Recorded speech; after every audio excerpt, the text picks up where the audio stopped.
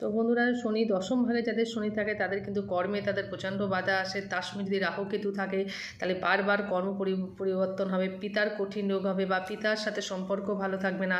একাদশ ভাগে শনি থাকলে তার সঙ্গে যদি মঙ্গল রাহু চন্দ্র থাকে তাহলে সারা জীবন স্ট্রাগল করে যাবে, কোনোদিন কিন্তু উন্নতি হবে না। শনি দ্বাদশভাবে থাকলেও কিন্তু তার বিদেশ যাত্রা, মোক্ষ লাভ এগুলো কিন্তু হলেও কিন্তু হঠাৎ সাডেন তার দুর্ঘটনা বা কোনো কিছুতে মৃত্যু হতে পারে, বিদেশ যাত্রা বাধা হতে পারে, ভূমি জায়গা জমি সংক্রান্ত বাধা আসবে, তার মায়ের শরীর খারাপ থাকবে, বিভিন্ন ক্রনিক ডিসিজে সে ভুগবে এবং তার নিজে সেলফ ড্রাইভ না করলেই কিন্তু তার ভালো, কারণ দুর্ঘটনা অ্যাক্সিডেন্ট হওয়ার অনেকটাই চান্স থাকে যার কিন্তু দ্বাদশে শনি থাকে। তো এই স্থানে যদি শনি থাকে তো অবশ্যই বন্ধুরা শনির প্রতিকার করবে, তাহলে কিন্তু সেই সময় থাকতে যদি তোমরা প্রতিকার করো কোনো গ্রহই তোমাদের বাধা সৃষ্টি করে না বা সেটা অনেক অল্পের অবধিই চলে যায়। তো এগুলো কিন্তু জ্যোতিষশাস্ত্র যদি সঠিক বিচার হয় তাহলে কিন্তু তার সঠিক সফল কাজ হবে। এই ছিল আজকের